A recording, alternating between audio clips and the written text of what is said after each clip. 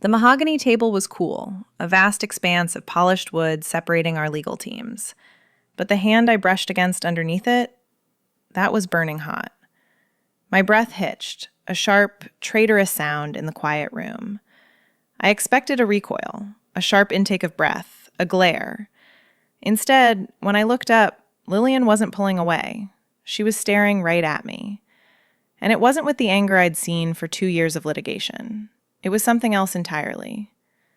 Millions on the line, the Alcott merger hanging by a thread, and suddenly, the only thing that mattered was the friction of her skin against mine. The conference room on the 45th floor smelled of stale coffee and the sharp, metallic tang of air conditioning that had been running for 14 hours straight. It was a sterile box designed for attrition, for wearing people down until they signed whatever piece of paper was slid across the glass. We were the last ones left standing. My team had retreated to the edges of the room, slumped over laptops, but Lillian sat perfectly straight. They called her the architect in legal circles because she didn't just win cases, she constructed them, brick by brick, trapping you inside a structure of her own making before you even realized the walls were going up. She was terrifyingly brilliant, the kind of woman who made you check your own work 3 times before you dared to speak. She looked impeccable, even now. While I felt the fraying edges of my own patience, she was a study in precision, not a hair out of place. Her suit was armor, tailored to intimidation. We had spent the last 2 years in a state of professional warfare. I knew her arguments better than I knew my own family's birthdays. We moved around the clauses of the merger agreement like dance partners who hated each other, anticipating the steps, countering the dips, waiting for the other to stumble. The exhaustion in the room was physical, heavy as a wet wool blanket, but the tension between us was a live wire, humming with a frequency only we could hear. It happened simply, stupidly. My pen rolled off the edge of my notebook, slipping over the precipice of the table. I reached down blindly to catch it. Lillian reached at the same moment, perhaps to retrieve a dropped cap, perhaps just shifting in her seat. Our hands collided in the dark space beneath the mahogany, skin on skin. It shouldn't have felt like that. It should have been a clumsy bump, a quick apology, a retreat. Instead, it was a shock to the system that defied the logic of the room. The heat of her hand was startling. For a second, neither of us moved. Her fingers were slender, strong, resting against my knuckles. The contact was electric, a sudden grounding of all that static energy we'd been building up for months. It was a jolt that traveled up my arm and settled heavy in my chest. I looked up, heart hammering against my ribs like a trapped bird. Lillian had stopped speaking mid-sentence. She wasn't looking at her notes. She wasn't looking at the partners. She was looking at me. Her eyes, usually dark and unreadable, were blown wide. The silence that stretched between us wasn't the silence of negotiation. It was the silence of a held breath. The air thickened, charged with something dangerous. It wasn't hostility. Hostility I could handle. Hostility was safe. This was raw, terrifying recognition. She didn't pull back. Not immediately. She let her hand linger for a heartbeat too long, a deliberate pause that sent a flush rising up my neck. It was a breach of contract, a violation of the unspoken rules we had played by for years. In that second, the dynamic in the room shifted. The war wasn't about the merger anymore. The papers, the liability caps, the valuation, it all faded into background noise. The only reality was the heat of her skin and the weight of her gaze, stripping away the professional veneer I'd spent a decade perfecting. "Counsel?" the senior partner asked, breaking the spell. Lillian blinked, breaking contact beneath the table. She sat back, smoothing a non-existent crease in her blazer. "We'll recess," she said, her voice rougher than usual. "Resume at 8. She stood up and gathered her files, with trembling hands. She didn't look at me again as she walked out, but the energy she left behind was suffocating. The door clicked shut, but the room still felt full of her. I sat there, staring at my hands, realizing with a sinking feeling that the architecture of our war had just fundamentally changed. We weren't enemies anymore. We were something far more volatile now. Control is my currency. I have spent 20 years curating a reputation that precedes me into every room, a structure of steel and glass that keeps the chaos of the world at bay. They call me the architect because I don't leave things to chance. Every merger is a blueprint, every negotiation a load-bearing wall calculated with absolute precision. I know where the stress fractures are. I know exactly how much pressure to apply. But sitting in the back of my town car, watching the city streak by in ribbons of blurred neon, I couldn't find the blueprint for what had just happened. My hand still burned. It was ridiculous, a physiological impossibility. Yet the sensation remained, a phantom imprint of warmth on the back of my knuckles where Alice had touched me. The car was cool, the silence absolute, but that heat persisted, a stubborn rebellion against the chill. It wasn't the friction of the collision that haunted me. It was the pause, the terrifying suspended second where neither of us pulled away. I closed my eyes, leaning my head against the leather seat. I had stared at her. In the boardroom, silence is a weapon. You let it stretch until the other side cracks under the weight of it. That's standard procedure. But looking at Alice today hadn't been tactical. It had been a lapse. A fracture in the facade I'd worn since law school. I hadn't been trying to intimidate her. I had been trying to read her. For 2 years, Alice has been the grit in my gears. She is frustratingly competent, refusing to be bulldozed by my usual strategies. Most opposing counsel fold when I bring out the heavy artillery. Alice just digs trenches.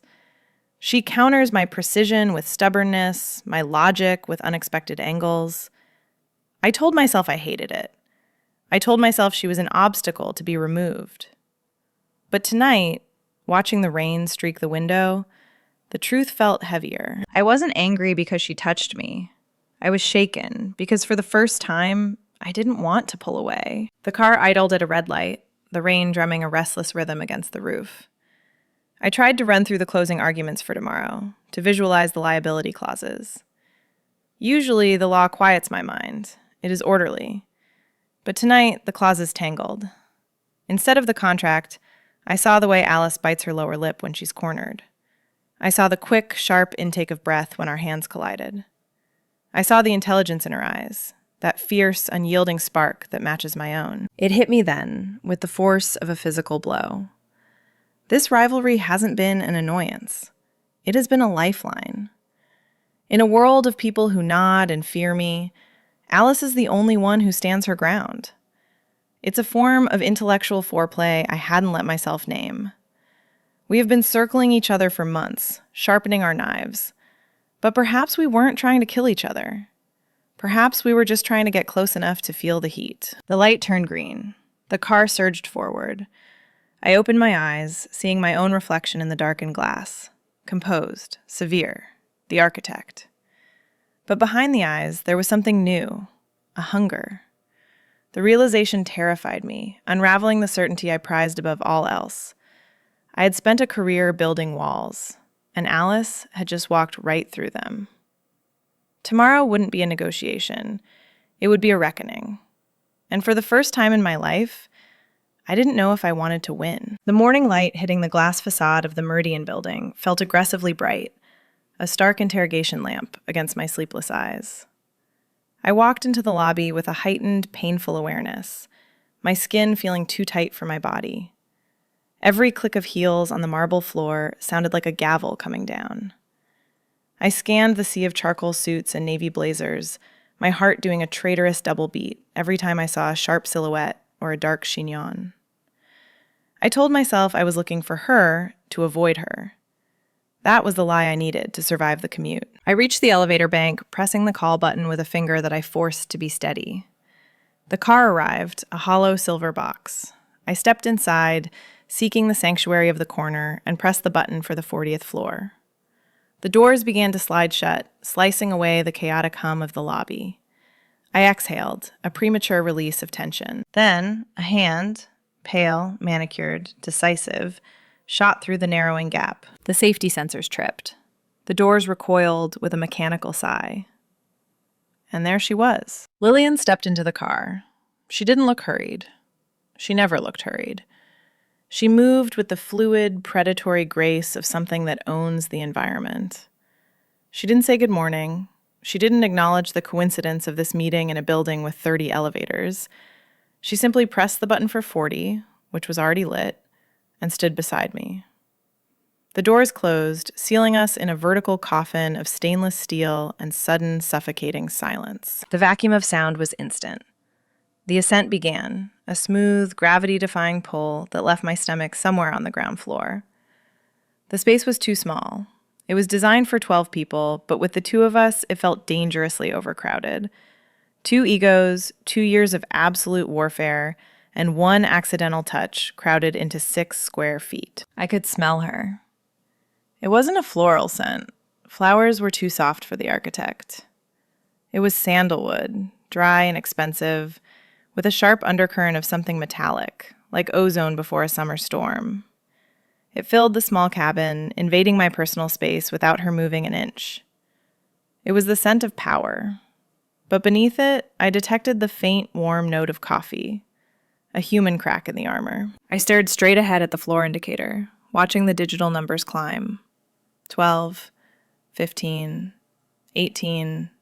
Clause 14B, she said. Her voice was low, resonating in the quiet space. It wasn't a question. I kept my eyes locked on the red numbers. We reviewed it, Lillian. The indemnity is standard. The language is loose, she countered. She wasn't looking at me. She was facing forward, her profile cut from cold marble. It leaves room for unforeseen complications. The words hung there, heavy with double meaning. Unforeseen complications. Like a hand brushing another under a table. Like the sudden, terrifying realization that your enemy might be the only person who understands the language you speak. We can manage the risk, I said, my voice steadier than I felt. Unless you're worried you can't control the outcome. I always control the outcome, Alice. She used my first name. She never used my first name. It was always Counsel or Miss Vane. The sound of it in her mouth was a tactile thing, intimate and jarring, stripping away the professional distance I relied on. I risked a glance at the steel doors. The brushed metal acted as a mirror, slightly distorted but clear enough to betray us. I saw my own reflection, pale and tense, clutching my briefcase like a shield. And beside me, I saw her. She wasn't watching the floor numbers. She wasn't checking her watch. In the reflection, her dark eyes were fixed on my face, unflinching. She was watching me watch her. The air between us charged, thick enough to choke on. The elevator hummed, a rising tension that had nothing to do with altitude. 35, 36, 37. Some boundaries, she murmured, her eyes still locked on mine in the reflection, are difficult to reinforce once breached. Then maybe they were in the wrong place to begin with, I replied, the words slipping out before I could check them. Her lips parted slightly, a microscopic crack in the mask. For a second, I thought she might reach out. The distance between our hands was less than 3 inches. The heat radiating from her was palpable, a magnetic pull that made my fingers twitch. Ding! The bell was a gunshot. The doors slid open on the 40th floor, revealing the bustling reception area, the phones ringing, the safe, sterile world of business. The spell shattered. Lillian broke her gaze first. She stepped out, the formidable architect once again, armor back in place. Review the clause, Alice, she threw over her shoulder, not looking back. We can't afford mistakes. I stood in the open elevator for a beat too long, breathing in the lingering scent of sandalwood, my heart racing a marathon in my chest. By 9 o'clock, the building breathes differently. The frenetic, caffeinated pulse of the trading day dissolves, replaced by the low-frequency hum of the HVAC systems and the settling of steel bones. This is usually my favorite time. The silence is architectural, a clean, open space where I can construct strategies without the interference of lesser minds. But tonight, the silence wasn't a sanctuary. It was an echo chamber, amplifying the memory of a touch that had lasted 3 seconds and disrupted 20 years of discipline. I stood by the floor-to-ceiling windows, looking out at the city. It was a sprawling circuit board of ambition, gold and white lights gridlocked in the dark. I held my phone, the screen glowing cool against my palm. My thumb hovered over the send button. My hands, usually steady enough to sign billion-dollar agreements without a tremor, felt foreign to me. I wasn't checking a statute. I was manufacturing an excuse. We need to align on the liability cap. My office. I hit send before I could audit the impulse. It was a transparent pretext. The liability cap was standard. We could have finalized it over email in 3 minutes. But I needed to see if the electricity in the elevator was an anomaly or a new baseline. When Alice arrived 10 minutes later, the air in the room shifted instantly, thickening with that same sandalwood and ozone scent. She had shed the armor of the day. Her blazer was draped over her arm, the top button of her silk blouse undone, revealing the hollow of her throat. She looked tired, but it was a soft exhaustion, the kind that blurs sharp edges. "The cap," she said, setting a takeout bag on my desk. "And pad thai. I assumed you hadn't eaten." "Strategic thinking," I replied, motioning to the chair opposite me. We worked for an hour in the pool of yellow light cast by my desk lamp. The rest of the office was submerged in shadow.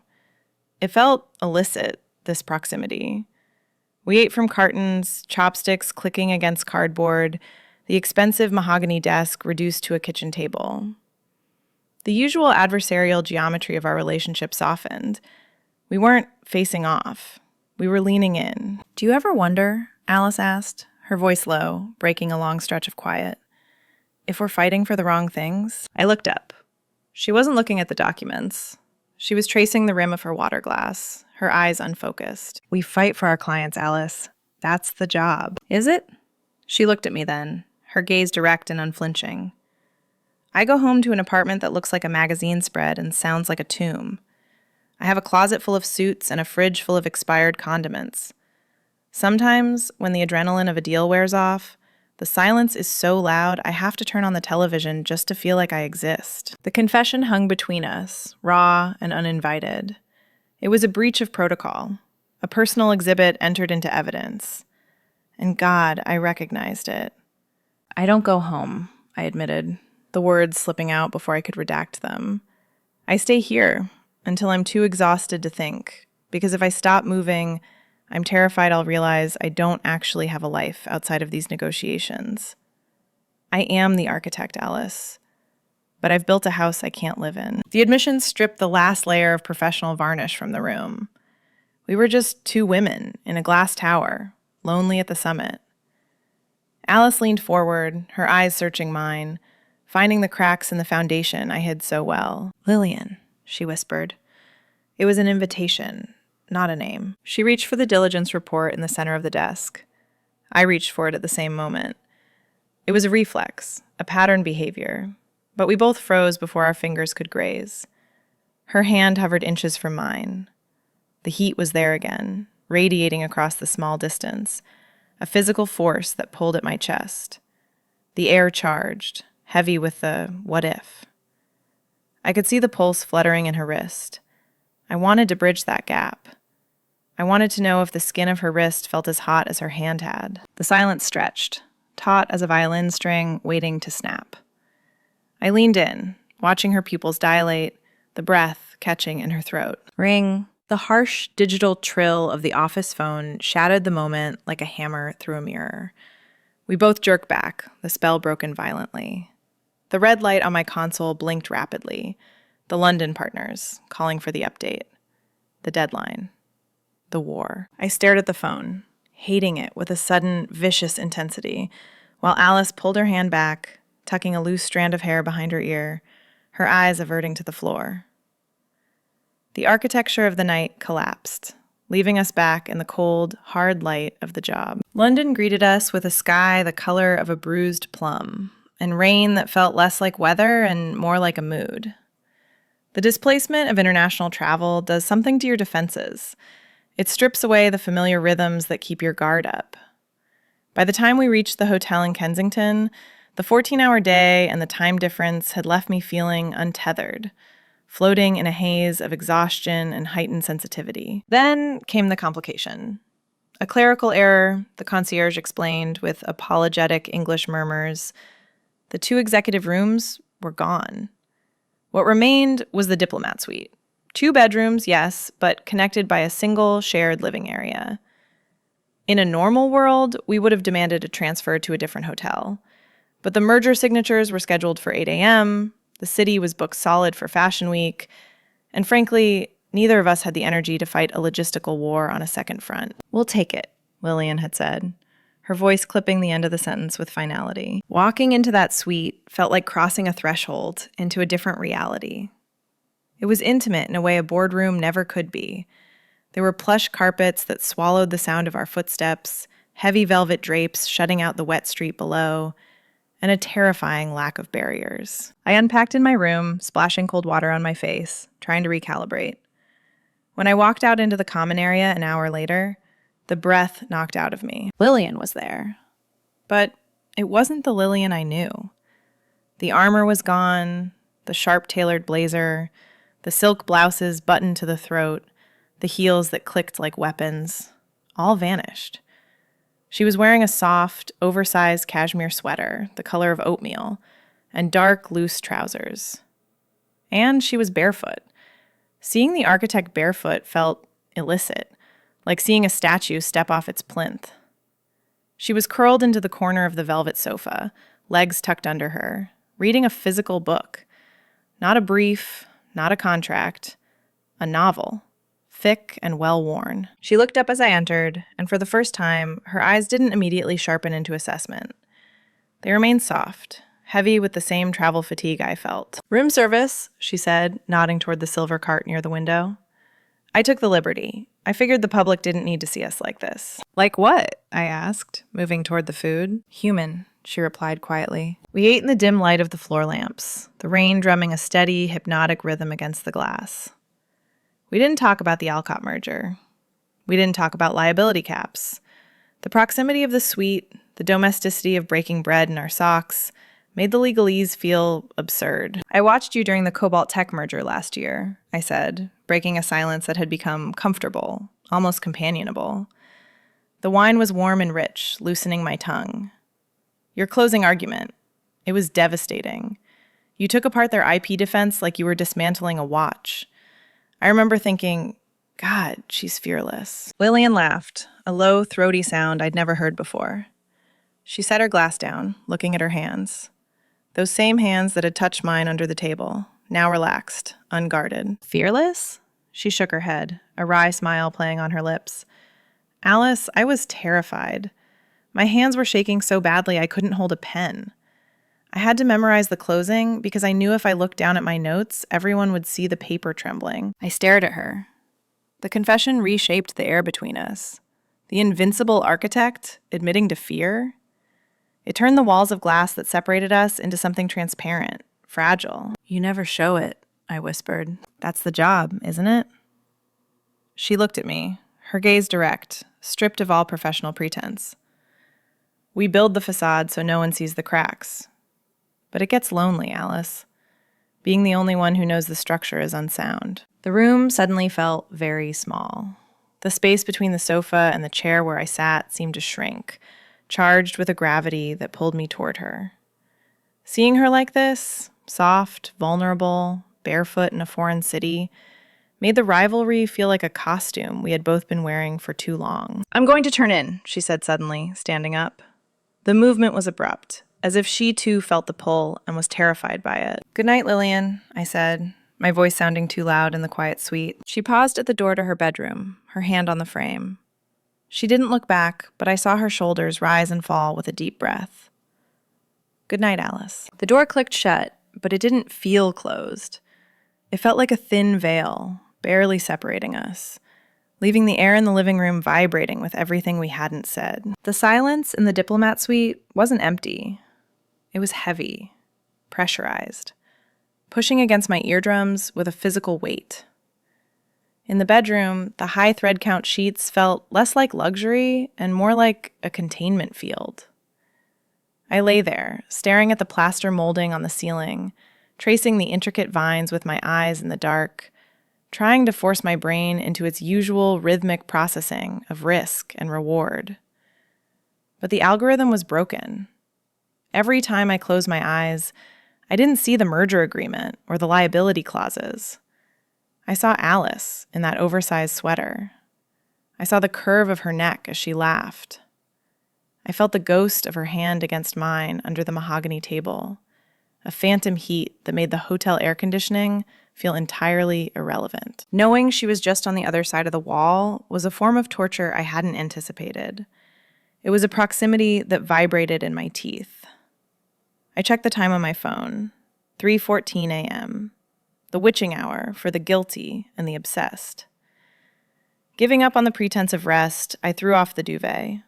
The floor was cold against my bare feet, a shock that grounded me as I padded toward the door. I told myself I needed water.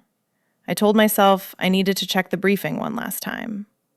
I lied to myself with the same ease I used to lie to opposing counsel during discovery. I opened the door to the common area, expecting darkness. Instead, I found a tableau, painted in shadow and city light. Alice was awake. She was standing by the floor-to-ceiling window, a silhouette against the backdrop of a rainy London night. The street lamps below cast a diffuse amber glow that caught the edges of her profile, illuminating the messy bun she had tied her hair into. She held a tumbler in her hand, the liquid inside catching the light. She didn't turn when I entered, but her shoulders dropped an inch, a subtle acknowledgement of my presence that proved she was as hyper-aware of me as I was of her. I couldn't sleep either, she said, her voice rough with exhaustion and something else. Something raw that scratched at my own composure. The rain, I offered, a weak excuse that we both knew was a lie. The quiet, she corrected.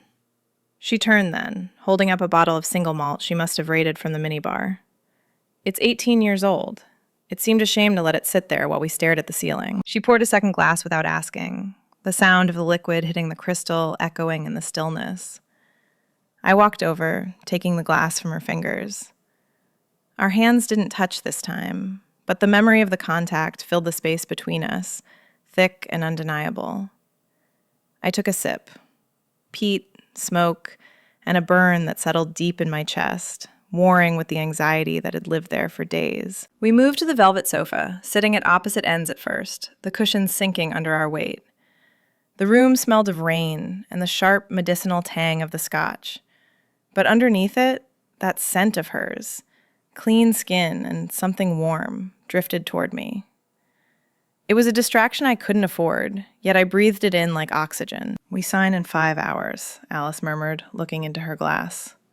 "And then we go back. To the suits, to the emails, to the war." "It's what we do, Alice. It's who we are." "Is it?" She turned her head, resting it against the back of the sofa, looking at me with eyes that were too open, too seeing. "I used to think I wanted to be you, Lillian, the architect, unshakable, perfect. But tonight I realized I don't know if you're happy. And if you aren't, what hope do I have?" The question was a blade, slipping between my ribs. I swirled the scotch, watching the amber vortex. "Happiness is a liability, Alice. It's a variable you can't control. I chose precision instead. I chose the win." "And that day in the boardroom," she asked softly, "when you touched my hand, when you stared at me, was that precision?" My breath hitched. I could have deflected. I could have made a joke or retreated into professionalism.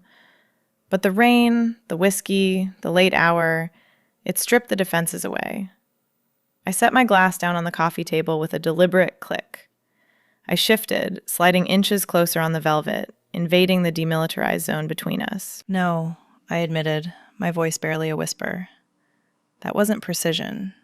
That was panic." Alice watched me, her lips parted slightly.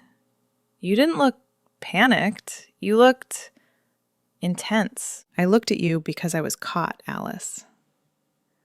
I turned to face her fully, the distance between our knees now negligible.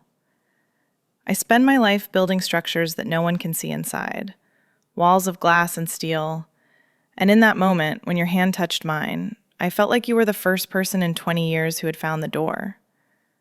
I didn't look away because I couldn't believe you were actually seeing me. Not the architect, just me. The silence that followed wasn't heavy anymore. It was charged, magnetic. The air thickened, heavy with the unspoken. I could see the pulse fluttering in her throat. The smell of the rain was overwhelmed by the scent of her, the heat radiating from her body, calling to the cold parts of mine. We were on a precipice, the drop terrifying and exhilarating. And for the first time, I didn't want to step back. The notification came at 5:42 a.m., vibrating against the nightstand like a warning shot.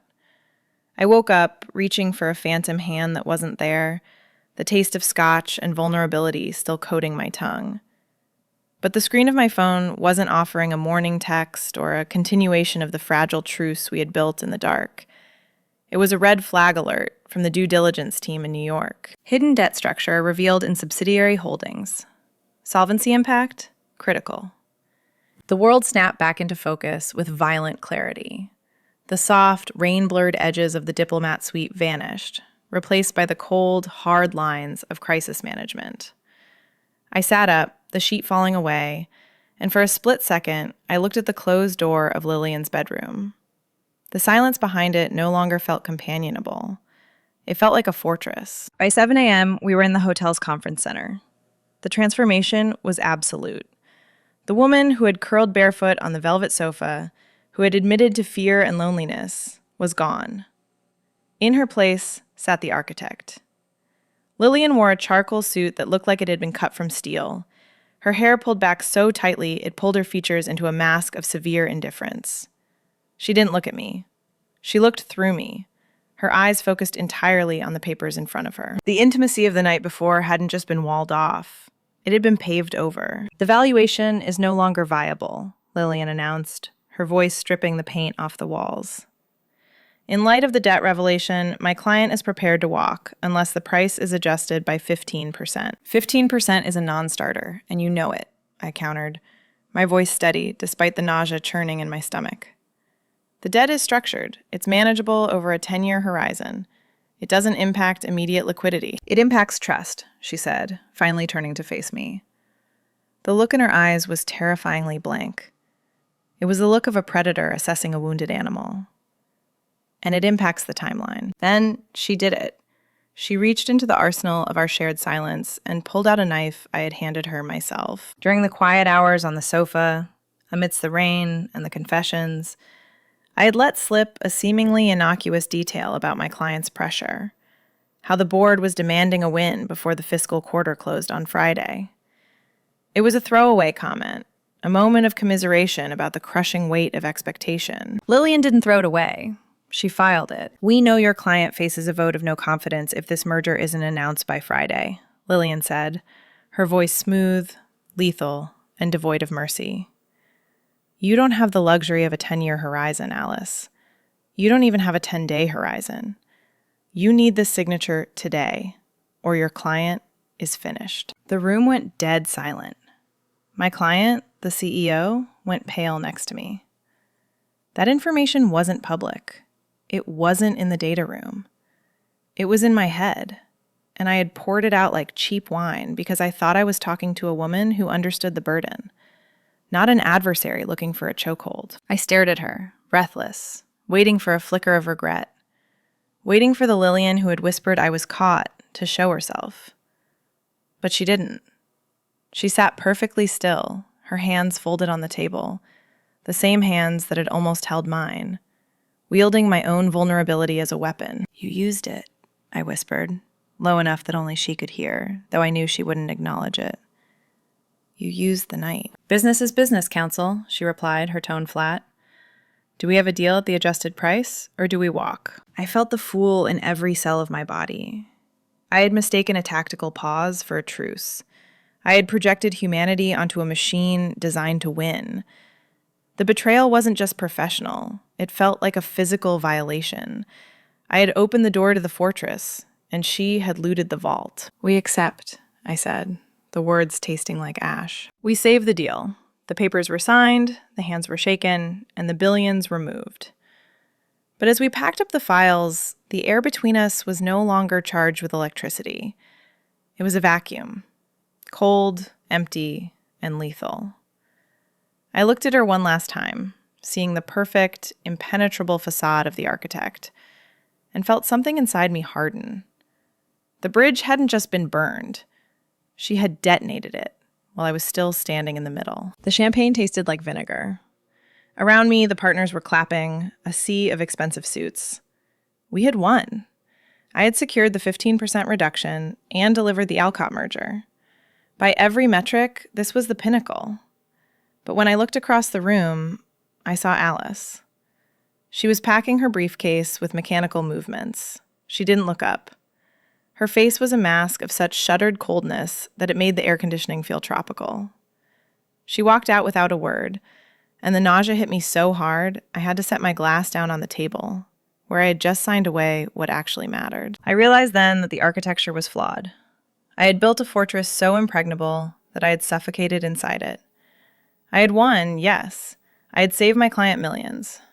But the look in Alice's eyes, the betrayal, was a cost I couldn't amortize. I had treated her vulnerability like a variable to be exploited, because that is what I do. But standing there, I realized I didn't want to be the architect anymore. I just wanted to be the woman who had sat on a sofa in her socks and felt understood. I left the room without excusing myself. The hallway of the hotel was long and silent, a stark contrast to the clamor I had left behind. I walked to the diplomat suite. The door to the common area was ajar, but I went straight to her bedroom door. It was closed. A barrier. A verdict. I knocked.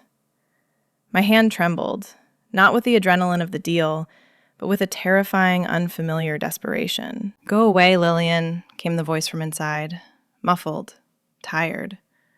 I opened the door anyway. Alice was standing by the window, staring out at the gray London skyline. Her suitcase was open on the bed, half packed. She didn't turn around. The line of her shoulders was rigid, a defensive posture I had forced her into. "I didn't come to gloat," I said, my voice sounding small in the room. "Then what are you doing here?" She turned then, and the anger in her eyes was sharp, glittering like broken glass. "Did you forget to extract a few more concessions? Maybe there's something else I told you in confidence that you can leverage?" "I came to surrender," I said. The words hung in the air, alien and heavy. Alice blinked, the anger faltering for a fraction of a second. "I don't want your apology, Lillian. I want you to leave." "It was a reflex," I continued, stepping into the room. "When you told me about the deadline, I didn't file it away to hurt you. I filed it away because I was terrified. Last night felt too real. And this morning, when the debt alert came in, I panicked. I retreated to what I know. I used the weapon because if I didn't, I would have had to acknowledge that I care more about you than I do about the win." Alice stared at me. The silence stretched, thick and suffocating. "You hurt me," she whispered. "You made me feel like a fool for trusting you." "I know," I said, taking another step. "And I will spend as long as it takes to earn that trust back. But don't tell me this was just business. Don't tell me you didn't feel it too." "Of course I felt it," Alice shouted, the outburst sudden and shocking. "Why do you think I'm so angry? I've spent 2 years fighting you, Lillian. And the moment I stopped fighting, the moment I let you in, you destroyed me." "I'm sorry," I said, dropping the last of my defenses. "I am so incredibly sorry." I was 3 feet away from her now.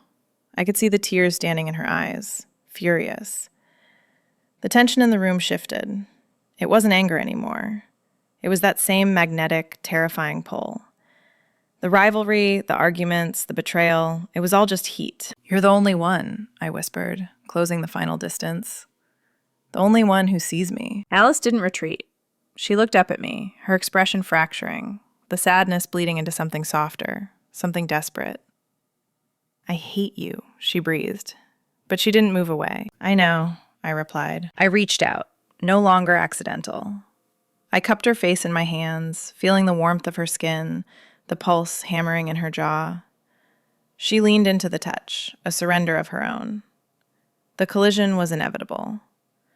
When I kissed her, it wasn't gentle. It was a reckoning. It was 2 years of suppressed energy, of arguments and silence and longing, finally finding its release. We didn't just yield to gravity. We became it. The sunlight that sliced through the gap in the velvet curtains wasn't the soft, romantic glow of a movie montage.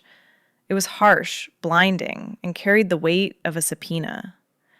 I woke up with a headache that sat behind my eyes like a dense fog, a souvenir from the 18-year-old scotch and the emotional demolition derby of the night before. For a moment, just a fraction of a second, I didn't know where I was. Then the scent hit me. Sandalwood, rain, and the warm, undeniable reality of another person in the bed. I turned my head. Lillian was asleep. It was a sight that felt illegal, a violation of the natural order. The architect, the woman who wore three-piece suits like armor and wielded silence like a weapon, was lying on her side, one arm thrown carelessly over the duvet. Her hair was loose, a dark spill against the white pillowcase, and her face was entirely unguarded. No tension in the jaw, no furrow in the brow. She looked younger, softer, and terrifyingly human. Panic, cold and sharp, flooded my chest. The intimacy of the night before, the desperate confession, the collision of bodies, it had felt inevitable in the dark, but in the cold light of morning, the logistics crashed down on me. We were opposing counsel. We were partners in rival firms. This wasn't just a complication, it was an ethical minefield. I could already see the HR memos, the conflict of interest forms, the whispers in the break room that would dismantle the careers we had both spent a decade building. I sat up, pulling the sheet tight against my chest, my heart hammering a frantic rhythm. I needed to leave. I needed to pack. I needed to draft a resignation letter, or a denial, or, "You're thinking loud enough to wake the neighbors," a voice murmured, rough with sleep. I froze.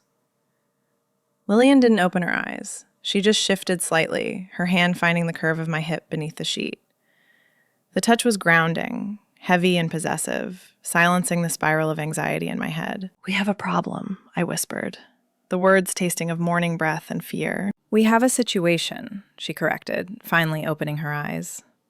They were dark, clear, and focused on me, with an intensity that made the air in the room thin. "A problem is a liability cap we can't agree on. This is an asset. Lillian, be serious. The firm, the partners. If they find out we compromised the deal." "We didn't compromise the deal," she said, sitting up. The sheet fell to her waist, and she didn't bother to cover herself. She looked at me with that same unflinching precision she used in the boardroom. "We saved the deal, and then we settled the personal accounts. There is a difference. They won't see it that way." "Then they won't see it," she replied simply. She reached for the room service menu on the nightstand, as if we weren't discussing the potential implosion of our professional lives. "Coffee, black. And maybe some of those pastries you pretended not to want yesterday." I watched her, stunned by her calm. "You want to hide it?" Lillian stopped, the menu hovering in her hand. She turned to me, and the softness returned to her expression, the vulnerability I'd seen on the sofa. "I don't want to hide us, Alice, but I am not willing to let the world ruin this before we've even figured out what it is. We are good at secrets. We are good at strategy. We treat this like a high-stakes merger. We build the firewall. We maintain the public separation. But behind the wall," she reached out, her fingers brushing my cheek. "Behind the wall, I don't want to be your rival anymore." I leaned into her touch, the panic receding, replaced by a new kind of tension, the thrill of the conspiracy. It was dangerous. It was reckless. It was exactly the kind of complication I had always avoided. "Precision," I said, echoing her own philosophy back to her. Lillian smiled, a slow, dangerous curve of her lips. "Absolute precision. We navigate the minefield. We keep the distance in the light. But we know the truth in the dark." We ordered the coffee. We ate the pastries in bed, mapping out the boundaries of this new territory with the same rigor we applied to contracts. No emails, no public displays, encrypted texts only. It was madness. It was the most logical thing we had ever done. When we finally left the hotel to head to the airport, we walked out separately, 10 minutes apart. But as I sat in the back of my cab, watching London blur past the window, I wasn't afraid of the return to reality anymore. I was armed with a secret that made the war feel like a game we had already won. The post-merger celebration at the Meridian headquarters was a study in corporate excess. Crystal flutes of vintage champagne circulated on silver trays. The lighting was dimmed to a golden hue that flattered the egos of the partners, and the air buzzed with the self-congratulatory hum of men who had just moved $1 billion from one column to another. It was the victory lap, the final act of the play where the combatants shake hands and pretend it was all just business. Alice stood near the south wall, surrounded by her team. She looked impeccable, in a navy sheathed dress, holding her glass with practiced ease, laughing at a joke made by the CFO. She was the picture of the rising star, competent, charming, and entirely professional. Across the room, near the floor-to-ceiling windows that overlooked the Manhattan skyline, Lillian held court. She was the architect, encased in black silk, accepting praise with a cool nod, her expression unreadable. To an outsider, they were two suns in the same orbit, burning bright but separated by a vast, cold distance. They didn't speak. They didn't approach each other. They moved through the room like magnets with the polarity reversed, keeping a precise, calculated radius of separation. But the room was full of ghosts. Every time Alice took a sip of champagne, she remembered the taste of scotch in a London hotel room. Every time Lillian adjusted her bracelet, she felt the phantom weight of Alice's hand on her skin. The rivalry that the partners were toasting, the clash of titans that had forged a stronger deal, was a fiction. The real agreement hadn't been signed in ink. It had been sealed in the quiet, breathless moments between the arguments. The subtext of the evening was a language only two people in the room spoke. Lillian looked up from a conversation with the managing partner. Her gaze cut across the crowded room, slicing through the noise and the smoke and the pretense. It found Alice instantly. It wasn't a casual glance. It was a lock. Unflinching, knowing, possessive. For 3 seconds, the room fell away. The noise of the party became a distant murmur. In that look, there was no counsel, no Ms. Vane. There was only the memory of rain, the heat of a touch under a mahogany table, and the promise of what would happen when the performance ended. Alice held the gaze, her chin lifting slightly, a challenge and a surrender all at once. A flush rose on her neck, visible only if you were looking for it. Lillian was looking for it. Then, as quickly as it happened, the connection broke. Lillian turned back to the partner, nodding at something he said. Alice took a sip of her drink, turning to smile at her associate. The firewall was back up. The architecture was secure. But as the party wound down and the crowd began to thin, the elevator bank became the focal point. Alice pressed the button, standing alone, waiting for the car. A moment later, Lillian stepped up beside her. They didn't look at each other. They stood shoulder to shoulder, staring at the brushed steel doors. Two professionals ending a long night. "Good night, Lillian," a junior associate called out as he walked past them toward the exit. "Good night," Lillian replied, her voice cool, detached. The elevator arrived. The doors slid open. They stepped inside, just the two of them. The doors began to close, shutting out the party, the partners, and the world that demanded they be enemies. As the sliver of light from the hallway narrowed and vanished, the silence in the car wasn't empty. It was full. The space between them, once a battlefield, was now a bridge. The touch under the table was no longer an accident.